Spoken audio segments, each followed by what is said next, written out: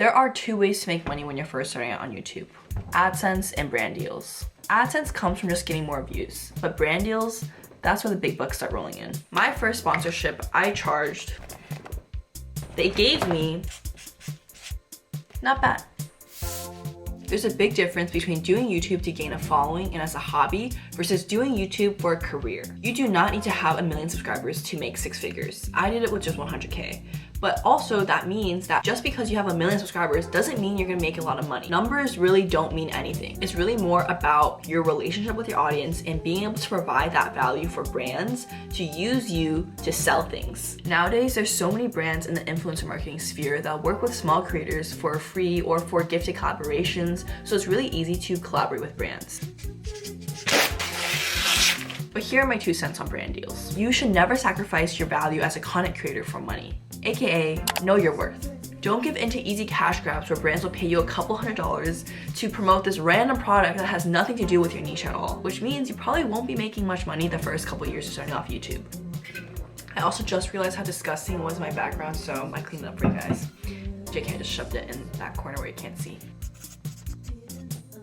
So when you're first starting out, beggars can't be choosers, right? You're not gonna be working with like Apple. You're gonna be working with some random brands, and it's just, you have to put in the work, okay? You have to put in the work to be able to get the good ones, the big fishes. And even though you're gonna be working with a lot of smaller brands with smaller budgets, it's important that they are reputable brands. And it's important that you're building your portfolio even when you're small, because you don't want your portfolio to be a bunch of random scattered ass brands. Like say you're in the fashion niche, but you like one day work with like, I don't know, like a vibrator company or something, or like a protein powder company the next day. Like, you need to be cohesive.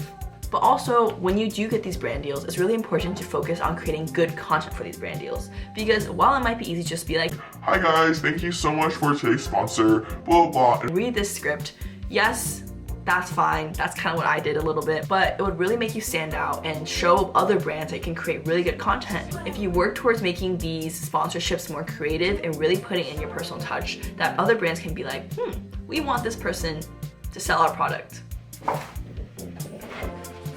Expect failure. Expect that your first 100 videos will probably get less than 100 views. You have to put in the work to be good at something. And I feel like for YouTube, people often forget that. Because YouTube has such a low barrier to entry compared to like other jobs where you have to literally go to like 8 years of fucking school to become a doctor. YouTube, you literally just can be like a middle schooler with a camera talking random stuff to the internet and you could get a huge following. So because people see these people blow up, like Emma Chamberlain, like, oh my gosh, she blew up so fast. They think that they can blow up so fast too.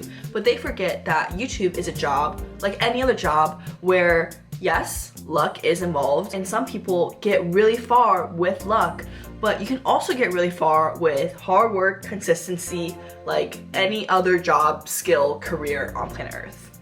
If you think of any other jobs like consulting, banking, software engineers, they have to go through years of school, internships, recruiting, couple years of just pure bitch work and getting coffee for their stuck-up bosses until they can get to where they are. YouTube, you have to do the same thing. You have to put in 2, 3, 4 years of basically getting no returns and just putting in the work, perfecting your craft, getting better at your creative direction, at your voice, at storytelling, at filming. After you put in the work, that's when you finally will see the returns. You just have to be patient with it and expect that you are going to fail at first. Post consistently. Seriously. When I say post consistently, that doesn't mean posting every day for 3 months. It means being able to post once a week for 3 years. That's how you turn YouTube into a career. It's not just gonna be a quick, oh, summer fling. Maybe this is gonna be my summer project and we'll see if it actually goes anywhere. It probably won't go anywhere in the summer. And maybe if it does, great, but it probably won't. But if you put in the effort and you post videos for 1 year, 2 years, 3 years, then you're gonna get somewhere. Then you're gonna have this big enough portfolio where brands, people, audiences are finally gonna start taking notice of what you provide into the world. I think the place where a lot of people go wrong when they're first starting out is that at first they get super motivated. They're like, I'm gonna post on YouTube every single day and I'm gonna become that big YouTuber, and they're super motivated. And they post and they don't really get that many views, but But then one video blows up and they're like, oh my god, I am the celebrity. Like, this is crazy, I am gonna make it on YouTube. And they're super excited and they're posting more. But then your videos stop getting views and there's this huge plateau for months. And after 1, 2, 3 months of this plateau, so many people just stop.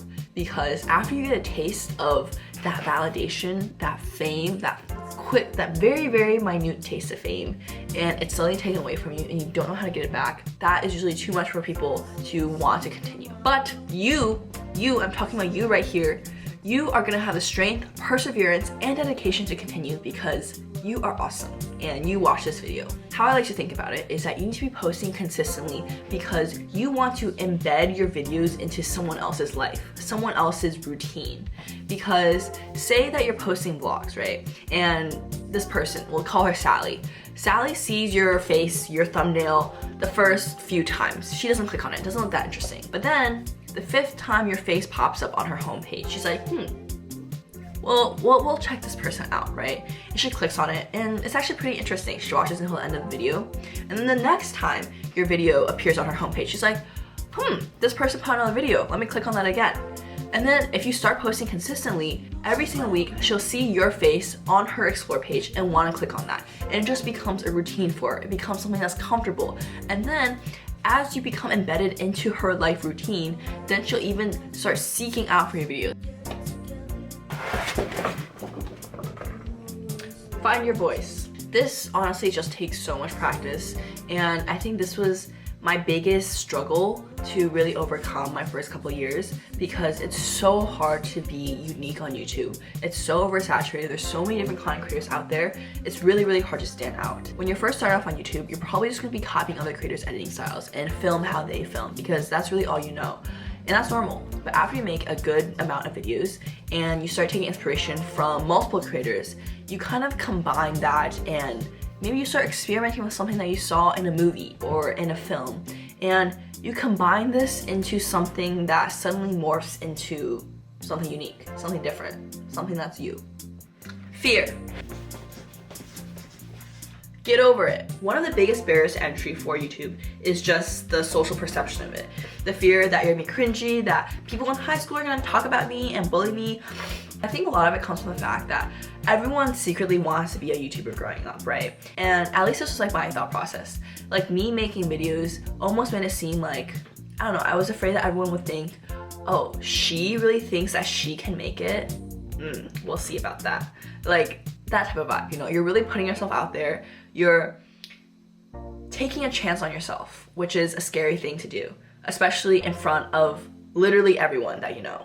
But that's the exact kind of determination and confidence that you need in yourself to actually succeed in the long run. Because it's not gonna be cringy or weird anymore when you have 1 million subscribers, you're going on influencer trips like every other weekend, you're living in your nice ass New York City penthouse, all funded by yours truly. Like, this is at least what I tell myself, you know?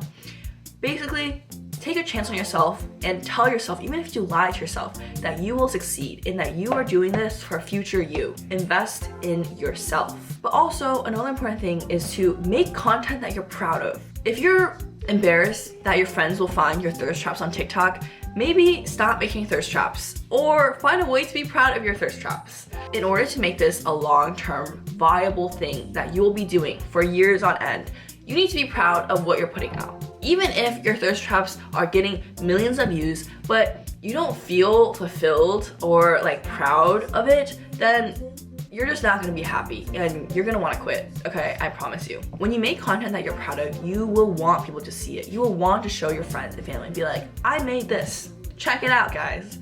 And you won't be afraid to post it on your social media to really promote it, you know? There's so many times when I'm filming where it's so awkward, especially on campus, and I have to set the camera down, do my little walk, come get the camera, there's so many people walking around me, but I just do it because I know it'll make for good content. And that's what you should do too. Basically, always tell yourself that you're doing this for future you. This 5-second of embarrassment is gonna get this glorious 10-second clip, and that trade-off is worth it.